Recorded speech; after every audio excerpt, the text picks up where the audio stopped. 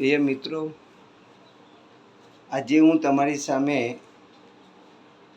નાના નાના સરળ ઉપાયો બતાવીશ. લગ્ન જીવન માટેના શ્રેષ્ઠ ઉપાયો બતાવું છું. તે તમે દરેક રાશિ પ્રમાણે તમે તમારી રીતે ધ્યાનમાં રાખજો, બરાબર છે. આજે એક તમને સરળ ને સારા ઉપાયો લગ્ન જીવન માટે બતાવી રહ્યો છું. પહેલી રાશિ આવશે આપણે મેષ રાશિ જાતક હોય, જે મેષ રાશિના જાતક હોય એમને લગ્ન શીઘ્ર ન થતા હોય, જેમના લગ્ન ન થતા, તેમને મંગળવારના દિવસે એક આખું શ્રીફળ હનુમાનજીને અર્પણ કરવાનું. આ રીતે જો અર્પણ કરી આવે ને તો તેના લગ્ન જીવનમાં કંઈ પ્રોબ્લેમ હોય અથવા લગ્ન અટકી જતા હોય, સગાઈ થતી હોય ના હોય તો 100% આ પ્રયોગ કરશે મેષ રાશિવાળા, તેમને સફળતા મળશે.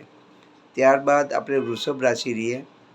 લગ્ન સંબંધી મુશ્કેલીઓ દૂર કરવા માટે દર શનિવારે 7 નાની બાળાઓ, નાની છોકરીઓ હોય ને એને શણગારની વસ્તુઓ દાન કરવી. શણગાર હોય ને સુશોભિત બધું પહેરવાનું છોકરીઓને, એવું નાની 7 છોકરીઓને તમારે શનિવારે કરવાનું.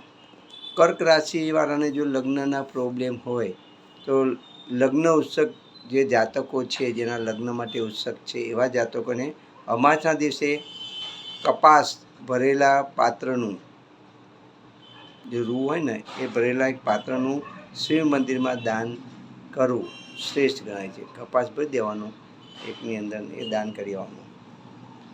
હવે અહીંયા આપણે કર્ક રાશિ પાસે વાત થઈ ગઈ. હવે સિંહ રાશિ માટે આગળ વધીશું.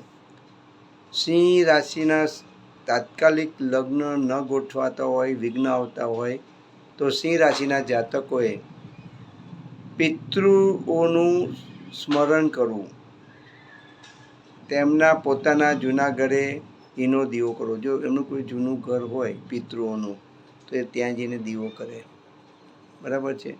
તો જાતકનું લગ્ન ગોઠવાય અને અમાસના દિવસે ને શનિવારે પીપળે પાણી ચડાવી સરસ્વતીનો દીવો કરે. કન્યા રાશિ માટે આગળ જોઈશું તો કન્યા રાશિના લગ્ન જીવનની શુભકામના માટે કોઈ પણ લાલ કલરનું કોઈ પણ ફળ પોતાના માથેથી 7 વાર ઉતારીને કુળદેવીના મંદિરમાં જઈને મૂકી આવું, બરાબર. આમ કરવાથી પણ તેમના લગ્નના જલ્દી આયોજન થશે, ગોઠવાશે. તુલા રાશિ માટે જો લગ્ન જીવનમાં તકલીફ પડતી હોય, જલ્દી સગાઈ ન થતી હોય, લગ્ન ન થતું હોય તો તુલા રાશિના જાતકોએ લગ્નની સમસ્યા દૂર કરવા માટે ગરીબ બાળકોએ ત્યાં જવાનું અને ત્યાં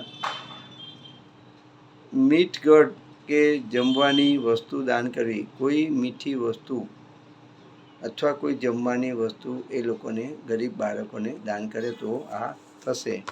હવે આવતા અંકમાં આપણે બાકીની રાશિઓ વિશે ચર્ચા કરીશું.